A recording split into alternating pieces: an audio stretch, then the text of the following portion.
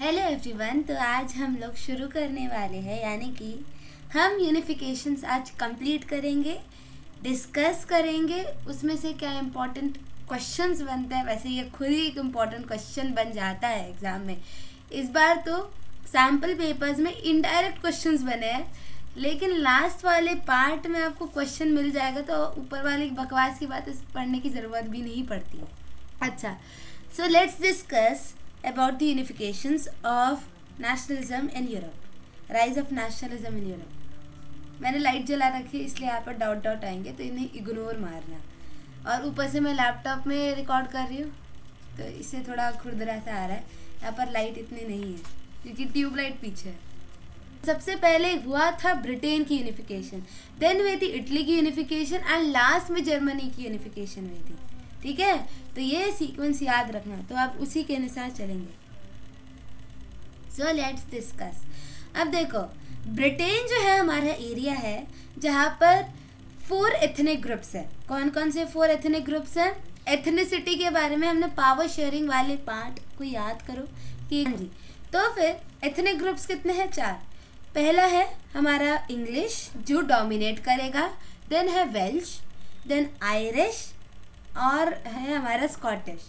तो इंग्लिश जो है वो स्कॉटिश और आयरिश लोगों पर डोमिनेशन दिखाएगा, जो हम बाद में पढ़ेंगे। तो हम इंट्रोडक्शन में ऐसा भी, इंट्रोडक्शन हम किस चीज़ से लिख सकते हैं कि the primary identities of the people who inhabited the British Isles, यानी कि ब्रिटिश आइल्स यानी कि ये 2 आइलैंड्स को मिलाकर एक पूरी कॉन्टिनेंट थी, मतलब एक पूरा आइलैंड था, कॉन्टिनेंट जैसा छोटा सा पार्ट। यूरोप का एक आइलैंड है जो जिसमें जो पूरा जो ये 2 आइलैंड्स है, ये दोनों ब्रिटिश आइल्स कहलाते हैं। इतनी बात समझ आई? ठीक है।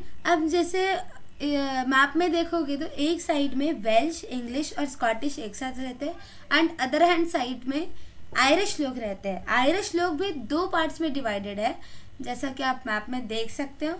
ठीक है, तो इंग्लिश जो है वो पहले स्कॉटलैंड पर अपना कब्जा जमाता है, देन वो आयरिश के पास जाता है।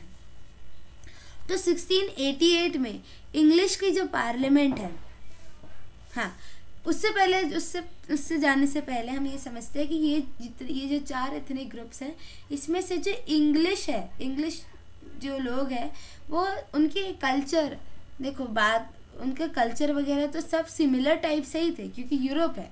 ठीक है, लेकिन जो ज़्यादा ग्रो हो रहा था वो था इंग्लिश। ठीक है, तो इंग्लिश में क्या हुआ, 1688 में इंग्लिश पार्लियामेंट में क्या हुआ, जो पावर है वो मोनार्की से सीज कर देगी। The English parliament which had seize power from the monarchy in 1688 at the end of a protracted war conflict was instrument through which a nation state came to be forged। यानी कि जैसे ही monarchy की power seize कर ली 1688 में, तो वहाँ पर वो जो इंग्लैंड था, इंग्लिश लोग कहाँ पर रहते हैं? इंग्लैंड में। वो जो इंग्लैंड था वो एक नेशन स्टेट बन गया था। नेशन स्टेट क्या है? नेशन है ना, यानी कि आपके पास यहाँ पर लिखा है, हाँ, nation state was one in which majority citizens, यानी कि जितने भी मेजॉरिटी आपके जो रहने वाले लोग हैं उनके पास वो एक कलेक्टिव आइडेंटिटी, एक कलेक्टिव कल्चर से बंधे हुए, शेयर्ड बॉन्ड उनके बीच में रहता है। ठीक है, तो ये हो गया इंग्लैंड कैसे नेशन स्टेट बना, पहला पॉइंट तो ये हो गया। फिर दूसरा पॉइंट, एक एक्ट ऑफ यूनियन साइन किया गया 1707 में। कब? 1707 में। किनके साथ? स्कॉटलैंड के साथ, जिनके साथ यूनाइट होकर उन्होंने क्या बनाया? United kingdom of Britain, of great Britain, United kingdom of great Britain बनाया उन लोगों ने। ठीक है, एक्ट ऑफ यूनियन के तहत। अब क्या हुआ कि जैसे ही इंग्लिश और स्कॉटलैंड का गठबंधन हुआ, गठबंधन नहीं, कोलिएशन गवर्नमेंट नहीं, मतलब ये दोनों एक साथ हो गए, तभी से इंग्लिश के जो मेंबर्स थे, इंग्लिश के जो लोग थे, वो उन पर अपना दबदबा जो है दबाना शुरू कर दिया। मेरी हिंदी खराब है। ठीक है, उन्होंने बहुत सिस्टमैटिकली उन्हें सप्रेस किया। कैसे सिस्टमैटिकली? जो स्कॉटिश हाईलैंडर्स थे उन्हें बहुत ज़्यादा रिप्रेशन सहना पड़ रहा था। द कैथोलिक क्लैंस, हाँ जो कैथोलिक क्लैंस थे यानी कि जो कैथोलिक ग्रुप्स थे, कैथोलिक कौन है, क्रिश्चियंस जो है दो पार्ट्स में डिवाइडेड है, एक कैथोलिक्स एंड एक प्रोटेस्टेंट्स। अभी अगर हम लोग 2024 में है, ईयर 2024 में है, तो हमने अब तक प्रिंट कल्चर कर लिया होगा। तो कैथोलिक ग्रुप्स कौन है क्रिश्चियनिटी में, जो कंजर्वेटिव ख्यालात के हैं, जिनके अनुसार कि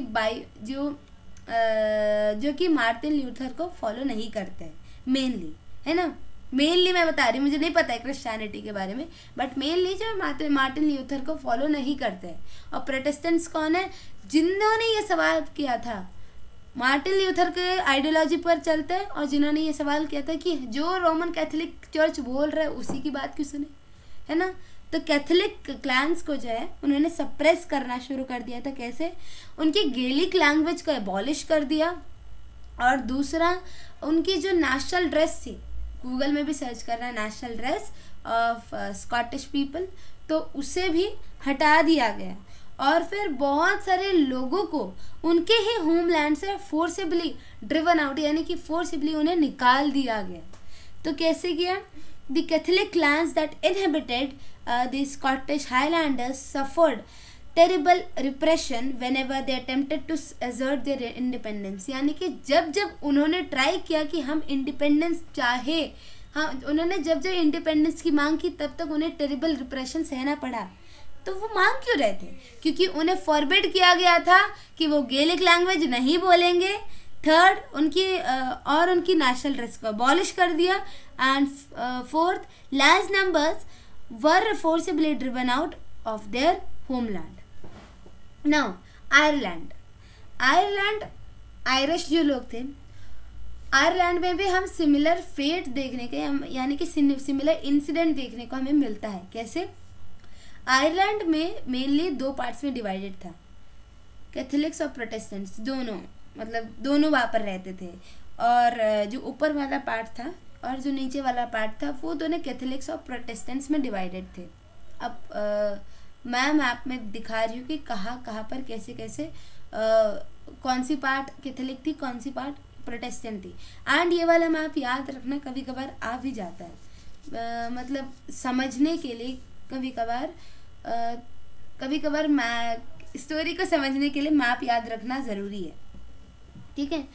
it was a country deeply divided between Catholics और प्रोटेस्टेंट्स। और हम देखते हैं कि जो कैथोलिक्स है दे आर मोर कंजर्वेटिव, और वो बहुत जल्दी गुस्सा आ जाता है, एंड वो ज़्यादा सप्रेसिव होते हैं ओवर द प्रोटेस्टेंट्स, यानी कि वो सप्रेस करने की कोशिश करते हैं प्रोटेस्टेंट्स को।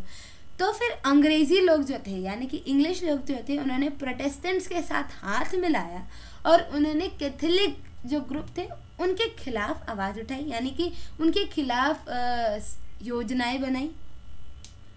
इतनी बात समझ आई। Catholic revolts against British dominance were suppressed. जो भी कैथोलिक जो ग्रुप्स थे, वो जितने भी रिवोल्ट करते थे ब्रिटिशर्स के खिलाफ, उन सबको सप्रेस भी कर दिया गया। एग्जाम्पल, वुल्फ टोन ने 1798 में एक रिवोल्ट किया था अपने आयरलैंड लोगों के साथ, अपने आयरिशमैन के साथ, यूनाइटेड आयरिशमैन के साथ, लेकिन वो फेल हो चुका था। एंड उसके बाद ही 1801 में आयरलैंड को भी यूनाइटेड किंगडम ऑफ ब्रिटेन में लाया गया था, ठीक है।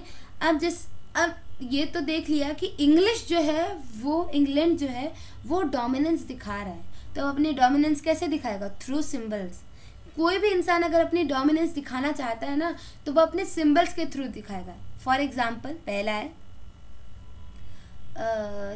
है कि God save our noble king, जो नेशनल एंथम था वो गाया गया। जो यूनियन जैक था, जो उनका फ्लैग था यूनियन जैक ब्रिटिश फ्लैग, उसे लहराया गया। एंड थर्ड, कि इंग्लिश लैंग्वेज को सबके ऊपर फोर्स कर दिया गया, ठीक। अब आता है इटली जो है वो 7 स्टेट्स में डिवाइडेड था, 7 किंगडम्स, ये 7 स्टेट्स में डिवाइडेड था। ओनली सार्दिनिया पिडमोंट या सार्दानिया पिडमोंट, सिर्दिनिया पिडमोंट, जो बोलना है बोला, स्पेलिंग सही लिख कर आना, बस ये मेन पॉइंट रखना, क्योंकि मुझे इटालियन आती नहीं ना, मुझे यूरोपियन में इंग्लिश के अलावा कोई और भाषा आती है, ठीक है। तो Sardinia Piedmont, I am very sorry अगर किसी की फेथ को अगर मैं डिस्टर्ब करती हूँ, हर्ट करती हूँ, बट मुझे नहीं आता बोलना। सार्दिनिया पिडमॉन्ट जो है वो ही सिर्फ इटालियन प्रिंसली हाउसेस के द्वारा रूल किया जाता था, यानी कि वहाँ पर ही इटालियन प्रिंस रूल किया करते थे। जो नॉर्थ था that was ruled by Austria Habsburg empire, जो साउथ था it was ruled by Pope's empire, and जो सदर्न वाला पार्ट था it was ruled by Bourbon kings of Spain, यानी कि बर्बन डायनेस्टी के राजा जो कि स्पेनिश है, ठीक है, स्पेनिश बोलते हैं, स्पेनिश खाते, स्पेनिश जो करना करते हैं, ठीक है। तो the north was under Austria-Habsburg, central was under Pops, and south was under Bourbon kings of Spain. अब गिज़िपी मजीने ने 1830s के समय बहुत सारे एक कोहेरेंट प्रोग्राम लॉन्च भी किया था ताकि वो एक यूनिटरी इटालियन रिपब्लिक बना पाए, यानी कि इटली को जो है पूरा यूनाइट कर दे, ठीक है। उसने अपने गोल को अचीव करने के लिए डिसेमिनेट करने के लिए भी यंग इटली नाम से एक सीक्रेट सोसाइटी या अंडरग्राउंड सोसाइटी भी लॉन्च की थी। एक young Italy in Marseilles and young Europe in Berne जो भी है नाम, 9th में भी पढ़ा था नाजिज्म में, ठीक है, वो छोड़ो। तो बेर्ने में भी लॉन्च किया था, लेकिन वो फेल हो गया था। तो उन्होंने रेवोल्यूशनरी अपराइजिंग्स की थी 1831 और 1848 में, लेकिन वो फेल हो गया था। कब 1831 और 1848 में, और वो फेल हो गया था, ठीक है। अब अगर वो चीज़ फेल हो गई तो किस पर आ जाएगी responsibility? Automatically under the ruler of Italy. कौन थे रूलर? विक्टर इमानुअल टू जो है वो वहाँ के राजा थे। तो मेंटल यानी कि रिस्पॉन्सिबिलिटी किसके पास आ गई? विक्टर इमानुअल टू के पास। नाम भी याद हो ही जाएंगे आई होप। अगर ये पूरा वीडियो एग्जाम से एक दिन पहले नहीं देखते हो तो मैं गारंटी दे सकती हूँ कि याद हो जाएगा, क्योंकि आप लोग फिर 2x की स्पीड पर देखोगे, but for revision you may see it in 2x speed and in on जो भी है। हाँ, तो जैसे कटप्पा के पास नहीं, बाहुबली के पास कटप्पा था, वैसे ही चीफ मिनिस्टर केवॉर के पास नहीं, चीफ मिनिस्टर केवॉर बोल रहे, विक्टर इमानुअल टू के पास चीफ मिनिस्टर केवॉर थे। चीफ मिनिस्टर केवॉर जो है वो ना तो एक डेमोक्रेट थे ना तो एक रेवोल्यूशनरी, लेकिन कटप्पा क्या था? एक डेमोक्रेट नहीं था, sorry, he was a revolutionary type person, कि वो राजा की बात सुनना चाहता है और अपने देशवासियों की सेवा करना चाहता है, ठीक है। तो लेकिन जो चीफ मिनिस्टर केवॉर था वो इन दोनों में से कोई नहीं था। उसे कोई इच्छा नहीं थी कि ये क्या बातें चल रही है, समझ ही नहीं आ रहा है, उसे डेमोक्रेसी रेवोल्यूशनरीज वगैरह समझ नहीं आती थी, लेकिन राजा ने बोला तब करना पड़ेगा। तो वो इटालियन एलीट था, इटली का था, लेकिन उसे फ्रेंच ज़्यादा अच्छे से बोलनी आती थी। क्यों? क्योंकि उस समय यूरोप में ये क्रेज था कि फ्रेंच बोलेंगे तो we will be called as elite classes, ठीक है। तो केवॉर भी यही, इसलिए उसे फ्रेंच ज़्यादा अच्छे से बोलने आती थी। तो उसने अपने गोल को यानी कि इटली को यूनिफाई करने के लिए पहला स्टेप उठाया। उसने फ्रांस के साथ टैक्टफुल डिप्लोमेटिक अलायंस, यानी कि जैसे हमारे फॉरेन मिनिस्टर का नाम क्या था? नाम जयशंकर, मैं पूरा नाम भूल गई हूँ, पर फॉरेन मिनिस्टर का नाम जयशंकर कुछ था, चलो वो छोड़ो। तो जैसे वो दूसरी कंट्रीज़ के साथ अपना अलायंस यानी कि हम कैसा रिश्ता रखते हैं दूसरी कंट्रीज़ के साथ, डिप्लोमेटिक अलायंस जो होता है, दूसरी कंट्रीज़ के साथ कैसा रिलेशन बनाते हैं for the benefit of our country, ठीक है। तो उन्होंने एक तो टैक्टफुल डिप्लोमेटिक अलायंस बनाई, किनके साथ दोस्ती की? किनके साथ? फ्रांस के साथ। ये बोलो कि एक क्लेवर वाली जो दोस्ती वो किसके साथ बनाई? फ्रांस के साथ। अब फ्रांस के साथ बनाई और फ्रांस के साथ मिलकर उन्होंने ऑस्ट्रिया हैब्सबर्ग एम्पायर को 1851 में हरा दिया और उन्हें भगा दिया। ठीक है, अब आता है हमारा सदर्न पार्ट। सदर्न पार्ट में थे हमारे बर्बन किंग्स ऑफ स्पेन। तो गैरीबाल्डी आए, गिजिपी गैरीबाल्डी या गजब गैरीबाल्डी। ठीक है, तो उन्होंने भी फ्रे को ज्वाइन किया, यानी कि बहती गंगा में हाथ धोया। उन्होंने लोकल पेजेंट्स की हेल्प से वहाँ के बर्बन किंग्स जो थे स्पेन के, ठीक है, उन सबको भगा दिया, उन सबको हरा कर भगा दिया। तो देखो, नॉर्थ वाला पार्ट हिस्सा कैप्चर हो गया, सदर्न पार्ट भी हिस्सा कैप्चर हो गया। सेंट्रल वाला पार्ट ने बोला ले लो भाई, ले लो मेरी भी राजगद्दी ले लो। ठीक है, तो 1860 में तो सदर्न पार्ट को हरा दिया, 1859 में नॉर्थ वाला पार्ट हरा दिया, एंड 1861 में विक्टर इमैनुअल II को राजा घोषित कर दिया। बस यही है हमारी इटली यूनिफिकेशन।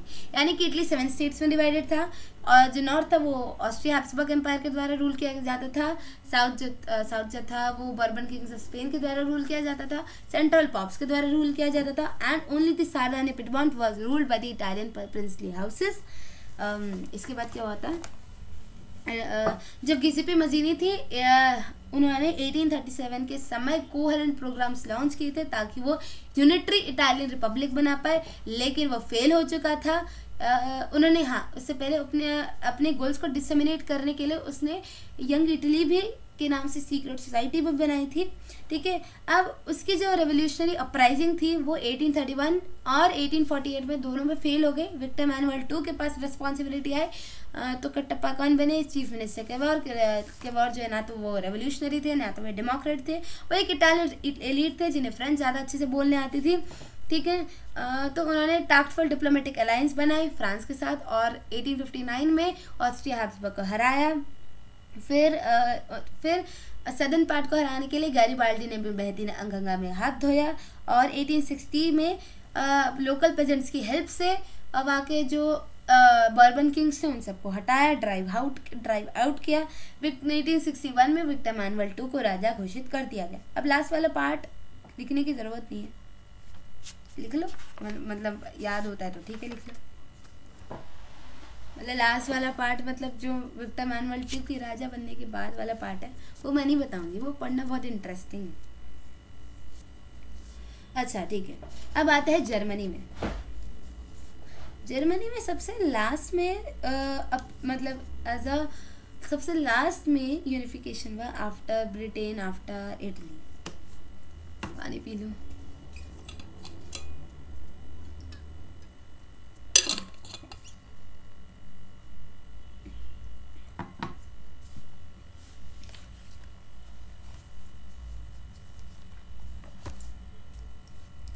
अब जर्मन के जो रीजन्स में थे वहाँ पर बहुत सारे मिडिल क्लासेस के जो लोग थे, जैसे प्रोफेशनल्स, मिडिल क्लास, इनकी जो बहुत सारे एसोसिएशंस थी, ये सारी उन्होंने सोचा कि वो फ्रैंकफर्ट सिटी में आए।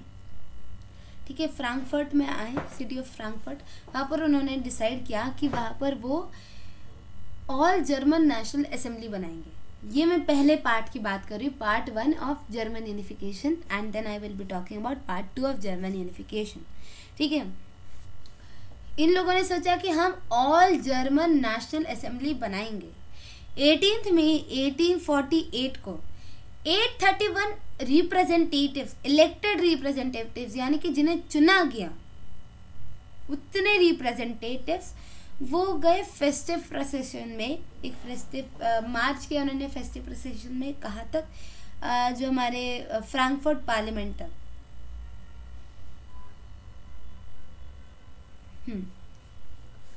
फ्रैंकफर्ट पार्लियामेंट में अपनी जगह में बैठने के लिए वो गए फेस्टिव प्रोसेशन में। यानी कि जैसे आपने रिपब्लिक डे में जैसे जो आर्मी ऑफिसर्स है वो सारे मार्च करते हुए जाते हैं, तो उसी प्रोसेशन में, उसी टाइप से आप समझ सकते हैं। ठीक है, convent in this church of Saint Paul. उन्होंने कॉन्स्टिट्यूशन ड्राफ्ट किया, क्या कॉन्स्टिट्यूशन को ड्राफ्ट किया जर्मन नेशन के लिए, और वो उस कॉन्स्टिट्यूशन को ले गए हमारे फ्रेडरिक विलियम IV के पास। किनके पास? फ्रेडरिक विलियम IV, जो वहाँ के राजा थे, जो उस समय के राजा थे। तो जब फ्रेडरिक विलियम IV थे, उन्होंने कॉन्स्टिट्यूशन पढ़ा, उन्होंने, अरे मैंने उल्टी पकड़ लिया, उन्होंने कॉन्स्टिट्यूशन पढ़ा। अच्छा, और उस कॉन्स्टिट्यूशन में कॉन्स्टिट्यूशनल मोनार्की को प्रमोट कर रहे थे, यानी कि जो मोनार्क है, जो राजा है, वो कॉन्स्टिट्यूशन के हिसाब से चलेगा। अब किसी भी राजा को ये अच्छा लगेगा कि उसकी पावर्स जो है वो कम हो जाए, तो उन्हें अच्छा नहीं लगा, तो उन्होंने वो दूसरे राजाओं के साथ मिल गए। ठीक है, कहा गया हाँ, when the deputies offered the crown on these terms to Frederick William IV, king of Prussia, he rejected it and joined other monarchs to oppose the elected assembly. अब उसी समय क्या हुआ, जो अरिस्टोक्रेसी थी वो और जो मिलिट्री थी वो पावरफुल हो गई। ठीक है, पावरफुल हो गई और उन्होंने पार्लियामेंट को इरोड कर दिया। और फिर क्या हुआ, जो मिडिल क्लासेस थी, जो डोमिनेट कर रही थी उस समय, उनको सपोर्ट मिल रहा था उस समय पेजेंट्स और आर्टिशंस के आर्टिशंस का। ठीक है, लेकिन वो बहुत समय से उनकी बातों को इग्नोर, उनकी डिमांड्स को इग्नोर कर रही थी, इग्नोर टाइप कर रही थी। दैट इज वाई उनका सपोर्ट भी हट चुका था। फिर राजा ने आर्मीज को बुलाया एंड आर्मीज के बुलाते ही असेंबली को डिसबैंड कर दिया गया। तो पार्ट 1 क्या है कि जो पॉलिटिकल एसोसिएशंस थी मिडिल क्लासेस की, वो उन्होंने सोचा कि हम एक ऑल जर्मन नेशनल असेंबली बनाएंगे। 18 मई 1848 को 831 representatives, elected representatives, march in a festive procession to take the places, यानी कि कहाँ पर अपनी जगह लेने के, Frankfurt. It was convent by this in the church Saint Paul. They drafted the constitution draft करने के बाद वो फ्रेडरिक विलियम IV के पास गए। जब फ्रेडरिक विलियम IV ने जब वो पढ़ा तो वो दूसरे राजा के साथ मिल गए। ठीक है, जो अरिस्टोक्रेसी और जो मिलिट्री की जो सीट्स थी, उनकी जो पावर्स थी वो बढ़ चुकी थी। जो मिडिल क्लासेस जो कि डोमिनेट कर रही थी, उनको प्रेजेंट्स और आर्टिशंस का जो सपोर्ट था वो कम हो चुका था। एंड एट लास्ट ट्रूप्स को बुलाया गया, ट्रूप्स यानी कि आर्मीज को बुलाया गया एंड असेंबली को डिसबैंड कर दिया। अब ये तो था पहला पार्ट 1। अब पार्ट 2 में क्या होता है, अब इस पार्ट 2 में एक नाम लिखना है इंट्रोडक्शन में। इंट्रोडक्शन क्या होगा कि आप ये बताओगे कि पार्ट 1 में क्या हुआ था। पार्ट 1 में जंकर्स यानी कि जो लार्ज एंड लैंड ओनर्स थे, उनका भी एक बहुत बड़ा रोल था। जंकर्स 1 मार्कर में आता भी है, सोर्स बेस में ये 2 बार आ चुका है शायद। Who are junkers? Junkers are large land owners. ठीक है, large land owners क्या कहते हैं, हाँ, junkers, military, aristocracy and monarch. They suppressed part 1 में क्या suppressed the middle classes. They suppressed क्या कहते हैं, nation building process. ठीक है, लिबरल इनिशिएटिव्स यानी कि जो लोग, जो मिडिल क्लासेस थी, जो उस समय लिबरल सोच की थी, पढ़ा है ना, लिबरल सोच की थी, उनकी जो प्रोसेस थी उनको सप्रेस कर दिया था कि उन्होंने, जंकर्स ने, राजा ने, मिलिट्री ने, एरिस्टोक्रेसी ने। ठीक है, अब फिर इसके बाद आते हैं हमारे हीरो। 2 हीरो आते हैं, एक Kaizer William I and auto von Bismarck. ठीक है, ये जो टाइम पीरियड है जब काइजर विलियम I जब राजा बनते हैं, तब से लेकर फर्स्ट वर्ल्ड वॉर तक, जब तक नहीं हुआ है, ठीक है, तब तक इनका गोल्डन पीरियड है। जर्मनीज का गोल्डन पीरियड इसे कहा जाता है। ये एक्स्ट्रा पार्ट है जो मैं बता रही हूँ। ठीक है, फर्स्ट वर्ल्ड वॉर में अगर पढ़ते हो उसके बारे में डिटेल में क्यों होता है, तो मतलब नॉट अबाउट नाजिज्म वगैरह, रशियन रेवोल्यूशन का नहीं बता रही हूँ मैं, मतलब उसको डिटेल में पढ़ते हो कि उसके कॉजेज क्या क्या थे, किसको मारा गया, किसके राजा को मारा गया, तो फिर पता चलेगा कि ये जो टाइम पीरियड है ये गोल्डन एज है। चलो वो सारी बात छोड़ो। अब ऑटो वन बिस्मार्क जो थे वो थे architect of the German empire. जो जर्मनी जो पूरी बनती है उसका आर्किटेक्ट कौन है, कौन बनाने वाला है, ऑटो वन बिस्मार्क। नाम याद रखना। ऑटो वन बिस्मार्क जो है वो 3 वॉर्स लड़ते हैं with France, Denmark and Austria, France, Denmark, जिस भी याद रखना याद रखो, फ्रांस, ऑस्ट्रिया, डेनमार्क, ठीक है, इनके साथ युद्ध लड़ते 7 सालों तक, 7 सालों तक 3 wars with France, Austria, Denmark, and इनकी जीत होती है। Process of unification completes and as a result Kaiser William one, जो प्रूशिया के जो राजा थे, उन्हें राजा बना दिया गया था जर्मन एम्पायर का। कहाँ पर बनाया गया था? क्योंकि जब भी राज्य अभिषेक होता है तो कहीं तो बनाया जाता है। Halls of mirror in palace of Versailles, ये वही वर्सेल्स है जहाँ पर ट्रीटी ऑफ वर्सेल्स, जिसके लिए ट्रीटी ऑफ वर्सेल्स साइन की गई थी, या जहाँ पर ट्रीटी ऑफ वर्सेल्स साइन की गई थी, जिसकी वजह से जर्मनी को बहुत बड़ा इम्पैक्ट मिला, हिटलर बने।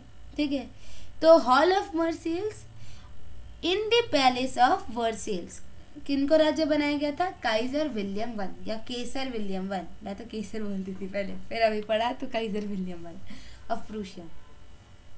अब ऑटो वन बिस्मार्क कहाँ के? प्रूशिया के। राजा कौन कहाँ का है? प्रूशिया का। इसलिए हम देखते हैं प्रूशियन डोमिनेंस। ठीक है, प्रूशियन डोमिनेंस कैसे?